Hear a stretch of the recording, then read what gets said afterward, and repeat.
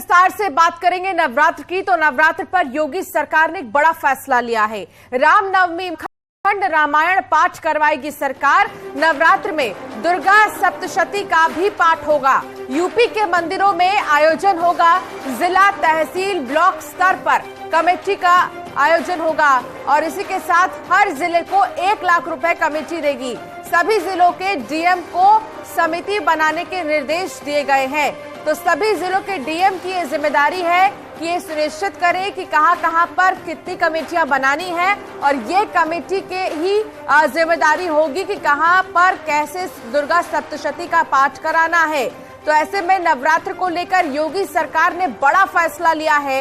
नवरात्र पर योगी सरकार के फैसले के मुताबिक सभी जिलों के डीएम को समिति बनाने के आदेश दिए गए हैं और अखंड रामायण पाठ भी करवाएगी सरकार। इसके साथ ही दुर्गा सप्तशती का भी पाठ होगा। अब तमाम जितने भी नवरात्र को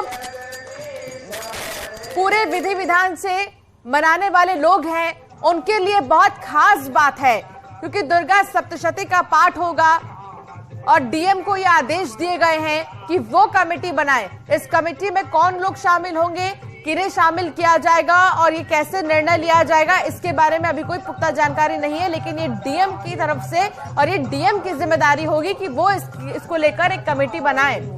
इसके साथ ही दुर्गा सप्तशती का पाठ भी होगा। नवरात्रों को लेकर ये अहम फैसला लिया गया है। आयोजन के लिए हर जिले के लिए 1 लाख रुपए जो है वो रखा गया है और उस 1 लाख रुपए में दुर्गा सप्तशती का पाठ होगा। इसके साथ ही तमाम जितने भी भक्त हैं उनके लिए ये किसी तोहफे से कम नहीं है। नवरात्र का ये तोहफा योगी सरकार की तरफ से। संकेत मिश्रा संवाददाता साथ जुड़ गए हैं। संकेत, डीएम को यह आदेश दिया गया है कि वो कमेटी बनाएंगे और उसके बाद हर जिले में नवरात्रि को लेकर दुर्गा सप्तशती का पाठ होगा, रामायण का पाठ करवाएगी सरकार। लेकिन इस कमेटी में कौन लोग शामिल होंगे, ये कैसे फैसला लिया जाएगा? बिल्कुल, देखिए मुख्यमंत्री योगी आदित्यनाथ की तरफ से सीधे तौर पर उत्तर प्रदेश के सभी जिलाधिकारियों को निर्देश हुए हैं कि वो जो शक्तिपीठ है, जो देवी मंदिर है, वहां पर बाकायदा कलाकारों का चयन करें और समितियां बनाएं। जो समितियां होंगी वो उस मंदिर से जुड़ी हुई मंदिर कमेटी की समिति होगी और वहां पर जो समाज सेवी है वो उस समिति में रहेंगे। और इसके अलावा जो अफसर हैं उनको नोडल बनाया जाएगा, चाहे वो एसडीएम हो या जो जिम्मेदार अफसर हैं उनको नोडल अफसर बनाया जाएगा। और उसके बाद चयन किया जाएगा उन मंदिरों का, उन शक्तिपीठों का जिनमें बेहतर तरीके से ये आयोजन कराए जा सके, चाहे वो दुर्गा सप्तशती का पाठ हो या रामनवमी पर अखंड रामायण का पाठ हो।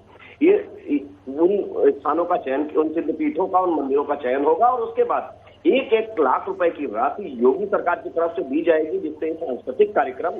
ठीक है संकेत, आपको रोकना चाहूंगी। आशीष जी हमारे साथ जुड़ गए हैं, ज्योतिष आचार्य हैं। आशीष जी, इस फैसले को आप कैसे देख रहे हैं? नवरात्रों में दुर्गा सप्तशती का पाठ, इसके साथ ही रामायण का पाठ होगा। इससे बड़ी बात और सनातन धर्म के लिए क्या हो सकती है? देखिए, जो सबसे महत्वपूर्ण बात है कि अब की जो नवरात्रि का प्रारंभ चैत्र शुक्ल प्रतिपदा को उत्तरा भाद्रपद नक्षत्र में हो रहा है और सूर्योदय के समय जो मीन लग्न बन रही है, उस मीन लग्न में देवगुरु चंद्रमा, बुध और सूर्य के साथ स्थापित हैं। तो ये जो नवरात्रि है वो अध्यात्म की दृष्टि से बहुत ही महत्वपूर्ण योग है। जो योगी सरकार ने ये जो फैसला लिया है कि इसमें दुर्गा सप्तशती के पाठ विभिन्न शक्तिपीठों पे होगा, तो इसका देश और अपने यूपी में इसका विशेष महत्व मिलेगा। और ये जो शक्ति की उपासना के लिए योगी जी ने निर्णय लिया है, ये बहुत ही सराहनीय है। क्योंकि ठीक है, मैं अभी वापस से आपके पास आऊंगे। आचार्य प्रमोद कृष्णम हमारे साथ जुड़ गए हैं, कांग्रेस के नेता। आचार्य प्रमोद कृष्णम जी, बहुत स्वागत है न्यूज 18 पर। आचार्य प्रमोद कृष्णम जी, सरकार ने यह फैसला किया है कि नवरात्रों में रामनवमी में अखंड रामायण पाठ होगा, साथ ही दुर्गा सप्तशती का पाठ भी होगा। कैसे देख रहे हैं इस फैसले को आप? देखिए, नवरात्र में दुर्गा सप्तशती का पाठ होना बहुत अच्छी बात है और अखंड रामायण का पाठ होना और अच्छी बात है। जिन लोगों की आस्था रामचरितमानस में है, भगवान श्री राम में है, रामायण में है, वो उसका पाठ करेंगे तो बहुत अच्छा। लेकिन वो पाठ तो लोग घर में करते ही हैं। नवरात्र में दुर्गा सप्तशती का पाठ भी होता है, नवरात्र में जागरण भी होता है, नवरात्र के व्रत रखे जाते हैं, नवरात्र के अंदर सारी विधि विधान से माँ भगवती की पूजा होती है, 9 देवी के जो 9 स्वरूप हैं उनको पूजा जाता है, व्रत रखते हैं लोग। तो ये तो कोई नई बात नहीं है, ये तो आदिकाल से होता चला आया है। तो इस फैसले को इस फैसले को आप किस तरीके से देख रहे हैं? नहीं, लेकिन अब सवाल उठता है कि अगर सरकार ये काम कराएगी तो जो सरकार के काम है वो कौन करेगा? सरकार के काम जो है वो तो करे सरकार। सरकार के काम है कि जो रामायण को गाली दे रहे हैं उनके खिलाफ FIR करे। स्वामी प्रसाद मौर्य जी ने तो रामायण को बैन करने की बात की, स्वामी प्रसाद मौर्य जी ने रामायण को गाली दी, स्वामी प्रसाद मौर्य जी ने तुलसीदास जी का अपमान किया, स्वामी प्रसाद मौर्य ने और तमाम लोगों ने जो रामायण को गाली दे रहे हैं उनके खिलाफ FIR तो दर्ज करते नहीं है सरकार। इस फैसले को इसके जवाब के तौर पर क्या देखा जा सकता है? देखिए, बीजेपी हमेशा ये चाहती है कि बाकी सारी पार्टियां हिंदू विरोधी सिद्ध हो जाएं और बीजेपी ये चाहती है कि वो अकेली पार्टी रहे कि साहब हम हिंदुओं की बात कर रहे हैं। लेकिन देश में तो दूसरे लोग भी हैं। ये फैसला योगी जी का है, मैं इसका स्वागत करता हूँ, तो बहुत अच्छी बात है। लेकिन हिंदू होने के नाते स्वागत करता हूँ ना मैं, क्योंकि मैं एक हिंदू धर्म गुरु हूँ, मुझे तो अच्छा लगेगा। लेकिन दूसरे धर्मों के लोग अगर ये मांग करेंगे कि साहब हम भी हिंदुस्तान में रहते हैं, हमारा भी पाठ होना चाहिए, कुछ लोग कहेंगे साहब हमारी कुरान का भी पाठ होना चाहिए, कुछ लोग कहेंगे साहब हमारे बाइबल का भी पाठ आचार्य जी, मनीष शुक्ला जुड़ गए हैं, बीजेपी के प्रवक्ता हमारे साथ। मनीष शुक्ला जी, जो ये फैसला लिया गया है इसके पीछे का क्या लॉजिक है, ये विपक्ष जानना चाह रहा है। सारा क्रेडिट आप ही लेना चाहते हैं कि हिंदुओं की चिंता आप ही लोगों को है? मैंने सबके पास ये अवसर है, आचार्य जी की भी सरकार है, राजस्थान में भी करा सकते हैं। अभी तो बीता भी नहीं है, रात आने वाली है, तुरंत बात करें, प्रियंका जी से बात कर लें और वहां शुरू करा लें, छत्तीसगढ़ में करा दें। तो देखिए, हमको लगता है कि ये कहना कि बीजेपी अकेली पार्टी बनना चाहती है हिंदुओं की, सवाल हिंदुओं का नहीं है। रामनवमी, दुर्गा सप्तमी या इस तरह के जितने भी ये आयोजन है, ये भारत की संस्कृति सभ्यता से जुड़े हैं।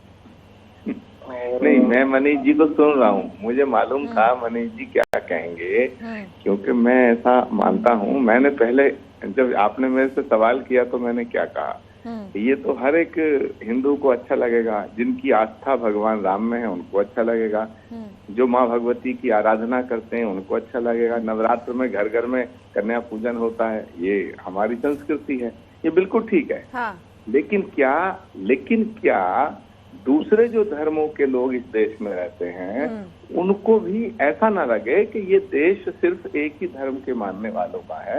मैं उनको भी एड्रेस करना चाहता हूँ, दूसरे लोगों को। मनीष जी, देखिए, हमको लगता है कि रोजा अफ्तार भी इस देश के विभिन्न राज्यों के मुख्यमंत्रियों के आवास में होते रहे हैं।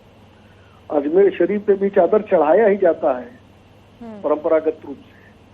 तो एक नई पहल है, और देखिए ये सीधे कोई सरकार का कार्यक्रम नहीं करने। थोड़ी देर पहले आचार्य प्रमोद कृष्णा भी कह रहे थे कि स्वामी प्रसाद मौर्य ने रामचरितमानस को लेकर इतनी बड़ी बात कही कि बैन कर दीजिए, लेकिन आप लोगों ने उस पर एक्शन नहीं लिया। नहीं, एक्शन मुख्यमंत्री जी ने विधानसभा के अंदर इस विषय पर अपना बयान दिया है। विधानसभा के अंदर बयान देने के बाद हमको लगता है विषय भारतीय जनता पार्टी या उत्तर प्रदेश सरकार की तरफ से किस तरह से एड्रेस होना चाहिए वो लाउड एंड क्लियर हो गया है, सबके पास मैसेज है। देखिए, जिलाधिकारी एक समिति बनवाएंगे और उसके माध्यम से ये कार्यक्रम होगा। इस कमेटी में किन लोगों को शामिल किया जाएगा, ये कैसे डिसाइड करेंगे? क्या इस कमेटी में पर्टिकुलर एक ही धर्म के लोग होंगे? सीधा सवाल मेरा आपसे, इस कमेटी में किन लोग को शामिल किया जाएगा, किस बेस पर ये कमेटी बनाई जाएगी? विभिन्न 30 त्योहारों पर, विभिन्न धार्मिक अवसरों पर जिलाधिकारी स्तर पर, जिले स्तर पर, तहसील स्तर पर ये टीमें इस तरह से बनती आई हैं। तो निश्चित रूप से जिलाधिकारी विवेक से जो लोग इससे जुड़े लोग हैं उनसे बात करके इस तरह की समिति बनाएंगे। सभी जिलों में दुर्गा पूजा समितियां होती हैं, तमाम समितियां होती हैं। तो हमको लगता है अभी समितियों में कौन कौन लोग शामिल होंगे ये आपको ध्यान में आ जाएगा जब समिति बनेगी। इससे पहले शायद ही ऐसा कोई फैसला सरकार की तरफ से लिया गया होगा। मनीष जी, मेरा सवाल ये है कि दुर्गा सप्तशती और तमाम चीजें आचार्य प्रमोद कृष्णम भी कह रहे थे कि घर में भी लोग कर ही लेते हैं, इसके पीछे सबसे बड़ा संदेश क्या होगा सरकार का?